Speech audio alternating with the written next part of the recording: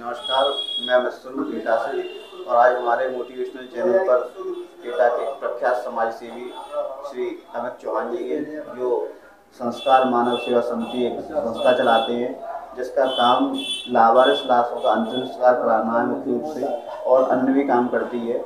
आज वो हमारे साथ हैं, तो हम उनसे बात करेंगे। चौहान साहब पर स्वागत है। नमस्कार। बहुत बहुत धन्यवाद। चौहान साहब, सबसे पहले आप ये बताएं कि आप कहाँ से आते हैं, आप क्या है, कौन है, क्या आपकी एजुकेशन है? जी, मेरा नाम अमित चौहान है और मूलतः हमारा जो मूल निवास गृह है वो रिजोर गांव है, और वैसे मेरा जन्म एटा का है, मेरे पिताजी का जन्म एटा का ही है और हम यहीं रहने वाले हैं। और व्यापारिक पृष्ठभूमि, हम जन्मजात व्यापारी हैं और मेरी जो शिक्षा है वो पोस्ट ग्रेजुएट है साइंस में।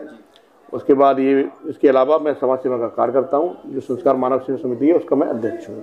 अच्छा चौहान साहब, मिलकर एक बात बताइए कि ये जो आपकी संस्कार मानव सेवा समिति है, ये कैसे ख्याल आया कि आप इस संस्था को बनाएं? तो पहले तो आप ये बताएं, फिर मैं ये पूछूंगा कि इससे आप क्या क्या काम करते हैं, कब बनाई आपने, कैसे विचार आया? ये संस्कार मानव सेवा समिति है, इसका गठन मई 2012 में हुआ था और इसका मूलतः इसको बनाने का कारण ये था कि जैसे आपने कभी देखा होगा, पहले जो अज्ञात सब हुआ करते थे उनको रिक्शे में डाल के ले जाया जाता था और वो लटकते हुए जाते थे, उनके कभी कभार खून टपकता जाता था। तो उसको देख के मन में ये विचार आया कि कुछ इस तरह से किया जाए कि इनका अंतिम संस्कार सही तरीके से हो सके।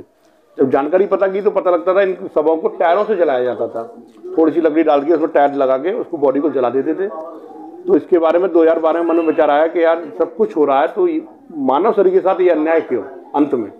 तो फिर मैंने ये विचार बनाया। मई 2012 में प्रथम जो हमने सबका अंतिम संस्कार किया वो एटा जनपद में कोतवाली नगर का था। उस जनपद का उस समय मूलतः एटा और कासगंज जनपद के क्रियाकलाप एक ही जगह होते थे। जनपद में पोस्टमार्टम एटा के अंदर ही हुआ करते थे, तो वो दोनों एटा और कासगंज जनपद के जो भी सब अज्ञात होते थे उनका अंतिम संस्कार हमने करना शुरू किया। मई 2012 में जब शुरुआत की तो पहले ही महीने में हमने 12 शवों का अंतिम संस्कार किया, जो कि एक सोचने से बहुत अलग चीज़ थी कि इतना भी कुछ हो सकता है। एटा कासगंज सब मिला के सब आते रहे, उनके फिर वो धीरे धीरे संस्था बढ़ी, मैंने लोगों को जोड़ना शुरू किया। और जो अपने यहाँ एटा का मोक्षधाम है वो सभी लोगों ने देखा है जीर्ण अवस्था में पड़ा हुआ था, कोई देखने वाला नहीं था। तो इसके साथ साथ हमने उसका भी जीर्णोद्धार करना शुरू किया और आज शायद उत्तर प्रदेश में एटा मोक्षधाम जो है, आप अगर इसको देखने जाएंगे तो वहाँ हर जनपद से बाहर से लोग आते हैं, तो उसकी जो आपको सफाई है और अन्य व्यवस्था है वो भरपूर तरीके से मिलती है। इसके साथ साथ हमने जो बहुत ज़्यादा गरीब होते थे, आज की महंगाई के दौर में अंतिम संस्कार करना एक बहुत बड़ी बात है, उसमें खर्चा 5 से 10 हज़ार रुपये के बीच में आता है। तो वहाँ स्थिति होती थी कि लोग चंदा करते थे, कुछ ऐसे लोग होते थे जो रुपए देते थे लेकिन मन उनका गंदा होता था। तो हमने जगह जगह इसका भी प्रचार किया, जहाँ कोई भी गरीब जरूरतमंद हो उसका अंतिम संस्कार हम करेंगे। जो गरीब थे उनको भी हमने अंतिम संस्कार करना शुरू कर दिया। एटा जनपद के काफ़ी लोगों का किया, हर तरह के। कुछ ऐसे थे कि बाहर जनपद के थे, कुछ मतलब आपराधिक पृष्ठभूमि से जुड़े हुए थे, जिनका सब लेने कोई नहीं आता था, वो हमने किया। बाहर कोई निकल के आया, यहाँ ख़त्म हो गया, उसका अंतिम संस्कार हमने किया। हालांकि वो ज्ञात में थे लेकिन व्यवस्था उनके पास नहीं थी, तो वो अंतिम संस्कार हम बराबर करते आ रहे हैं। और एटा कासगंज जनपद की, कासगंज जनपद अलग हो गया है, पोस्टमार्टम अब भी कासगंज में होता है, लेकिन उसका जो सब का अंतिम संस्कार होता है वो एटा मोक्षधाम पर होता है हमारी संस्था द्वारा। जौन साहब बताइए, लगभग आप अब तक कितने शवों का अंतिम संस्कार कर चुके हैं? अब तक लगभग 2500 से ऊपर सब अंतिम संस्कार कर चुके हैं, जिनका पूर्ण हिंदू रीति रिवाज से। और उनकी अस्थियां जो है हम उठा के रखते हैं, जिसमें कि हम लगभग आधे शवों की अंतिम संस्कार गंगा जी में विसर्जित कर चुके हैं पूर्ण रीति रिवाज के साथ। अब जिनकी वो अस्थियां रखी हुई हैं उसमें हमारे अज्ञात सब भी हैं, कुछ गरीब सब भी हैं, कुछ ऐसे हैं जो भूल जाते हैं, नहीं लेने आ पाते, उनकी अस्थियां भी हम गंगा जी में विसर्जित करने जाते हैं। अच्छा, तो चौहान साहब, ये जो आप संस्था चला रहे हैं, इसके लिए आपको शासन प्रशासन से किस प्रकार कोई मदद? जी नहीं, ये हमारी संस्था जो हमारी बनाई हुई है ये रजिस्टर्ड है और इसमें हमारे ग्रुप में जो लोग जुड़े हुए हैं, जिनको मैंने जोड़ रखा है, उनकी ही आर्थिक मदद से ये संस्था चलती है। सरकारी किसी एनजीओ में इसका कोई वो नहीं है जिससे हम पैसे। मतलब जितने आप लगभग 2500 शवों का संस्कार कर चुके हैं अब तक, तो मतलब शासन से जैसे जिलाधिकारी के स्तर पर या मुख्यमंत्री के स्तर पर कोई किसी प्रकार की सहायता राशि या कुछ कभी मिली? नहीं, कभी कुछ नहीं मिली। एक पैसे की सहायता राशि हमने नहीं ली है। ये जो कुछ हो रहा है वो हमारे संगठन द्वारा ही हो रहा है। अच्छा, आपकी संस्था को या आपको कोई राजकीय सम्मान मिला या कोई जिला लेवल पे ऐसा सम्मान? नहीं, ऐसा मनोबल बढ़ता नहीं, ऐसा कुछ सम्मान की व्यवस्था नहीं है। हम कुछ कार्य बराबर निरंतर अपनी खुशी के लिए जी अपने मतलब कर्तव्य को समझ के आप ये वो कार्य पूरी तरह से चल रहा है। साहब, और अपनी ये अंतिम ये लावारिस सबों के अलावा हमारी संस्था क्या क्या हमारी लावारिस सब जो होती है, जैसे सर्दियों में कंबल बंटवाने का काम है हमारा ग्रुप रात में निकलता है 11-12 बजे। जो जरूरतमंद, हम लोग लाइन लगा के नहीं बांटते हैं, जो रात में हम निकलते हैं, जो हमको बाकी जरूरतमंद दिखता है उसको हम पहनाते हैं। और गर्मियों में मेरी प्रतिष्ठान के बाहरी प्याऊ का काम चलता है, गर्मियों में प्याऊ लगातार चलती रहती है। और जैसे कभी भी कोई जनपद पे या जनपद में कोई दुर्घटना घटती है, जैसे कई घटना घटी थी, जैसे वो एक बस जो गिर गई थी नहर में, तो उनको कभी कोई दिक्कत ना हो तो पोस्टमार्टम से लेके उनके घर तक पहुंचाने की व्यवस्था हमारी रहती है। अगर वो अभी एक घटना घटी थी कुछ समय पहले, भट्टे वाले मजदूर आ रहे थे, उसमें 4 बच्चे और 2 जो युवक थे उनकी मौत हो गई थी, और वो चित्रकूट के रहने वाले थे। जब हमारी संस्था को उसकी जानकारी मिली तो हमने उनसे बात की, बताइए आप क्या करना चाहते हैं। तो मैंने कहा आप अंतिम संस्कार यहाँ करना चाहेंगे तो संस्था हमारी कराएगी, आप सबों को अपने घर ले जाना चाहेंगे तो हमारी संस्था उनको अपने खर्चे पे भेजेगी। तो उनके एक मुखिया ने कहा कि साहब यहीं करना चाहेंगे, तो उनका अंतिम संस्कार हमने यहीं कराया। जनपद में कभी भी कोई आपदा आती है, जैसे अलीगंज में बच्चे जो मर गए थे स्कूल वाले, तो उनके पोस्टमार्टम से लेकर सारी व्यवस्था वो अपनी संस्था करती है। उसमें किसी भी बाहर वाले व्यक्ति का हमारा कोई ये नहीं कि हम उनको परेशान करें चाहिए। अच्छा साहब, ये जो आप लगातार काम करते आ रहे हैं, तो कभी आपका ऐसा मनोबल टूटा कि भाई अब हम नहीं करेंगे, हमको सम्मान नहीं मिल रहा, या हमको मतलब आज जैसे हम मतलब जो सम्मान है, जिस सम्मान के हकदार थे या जिस सहायता के हकदार है वो नहीं मिल पा रही हमको? नहीं, कभी ऐसा मनोबल नहीं टूटा, क्योंकि हमारा एक ग्रुप इतना एक मजबूत ग्रुप है, इसमें काफ़ी अच्छे लोग जुड़े हुए हैं। और ईश्वर की कृपा से हमने मई 2012 में एक दीपक प्रज्वलित किया था, उसकी अंदर जो दिया उसमें घी कम ज़्यादा तो होता है, लेकिन उसकी जो लो है वो आज तक बुझी नहीं है और बरकरार चल रही है। मनोबल जितना 2012 में था उससे 100 गुना शायद आज है। और पूरा मैं एक चीज पूछना है, ये जो 2012 से 2022 लगभग 10 साल में हुई इस काम को आपके, तो इस 10 साल में कोई ऐसा आपका अनुभव जो आज भी आपको बिल्कुल दुखी कर देता हो, या ऐसी घटना आपके इस कार्यकाल में हुई हो जो आपको अभी याद आया? अनुभव था अभी तो कुछ घटनाएं तो ये कोरोना काल में हमारी हुई थी। कोरोना काल में भी हम लोगों ने मतलब सारे नियमों को ताक पे रख के सेवा में लगे रहे थे।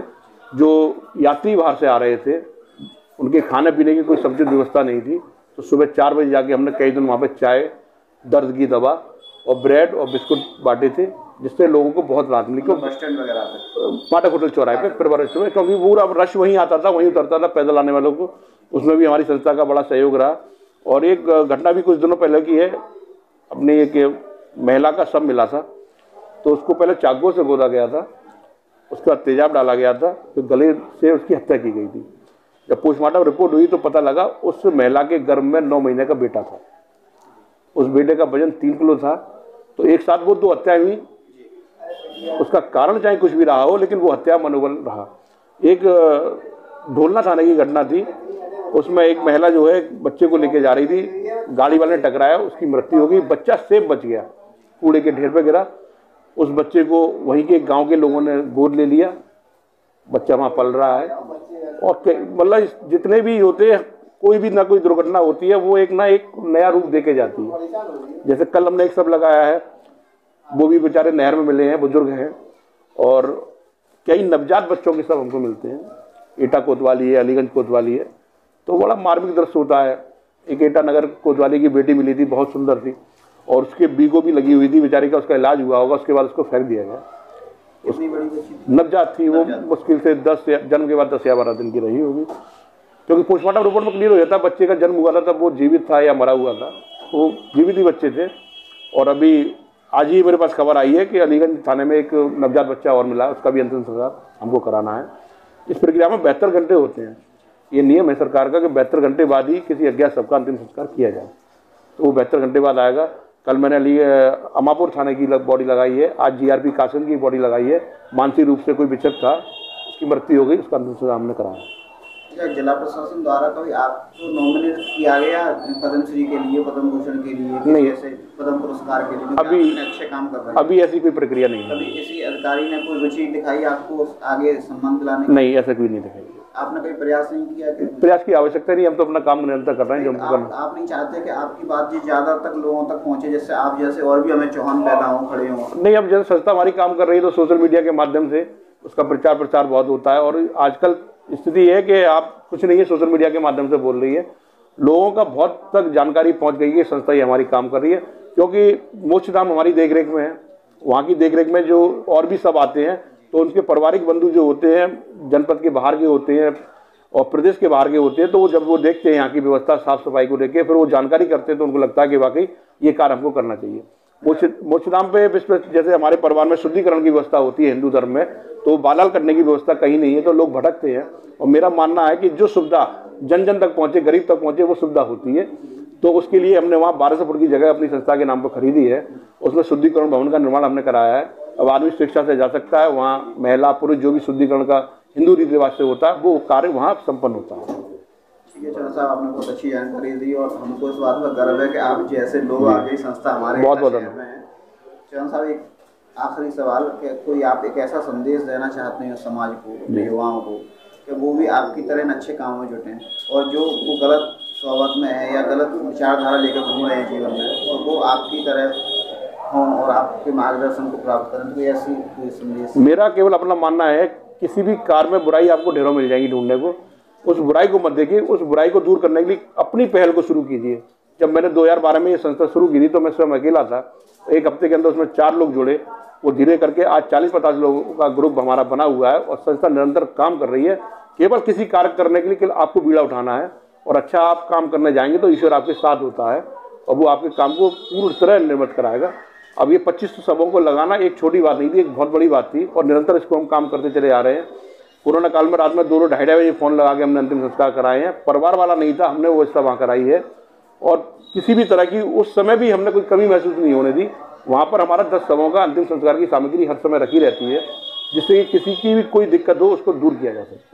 एक आपकी संस्था के पास एक डीप फ्रीजर भी है जिसमें सबको रख? जी, हमारे यहाँ डीप फ्रीजर की व्यवस्था है। जैसे किसी के रिश्तेदार आने में देर लगती है तो बर्फ न लगा के डीप फ्रीजर में उसको रखा जाता है। और वो एक अंतिम यात्रा वाहन जो है, अंतिम यात्रा वाहन हमारे एक मित्र हैं, उनके द्वारा चल रहा है। वो आपकी संस्था का सहयोग में रहता है। कहीं अगर कोई ऐसी, हाँ, एक विद्या मंदिर की गाड़ी भी चल रही है सब वाहन के लिए, उनका भी चलता है।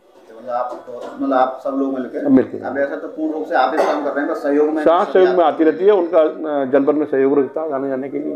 चलिए बहुत धन्यवाद, आपने बहुत नमस्कार।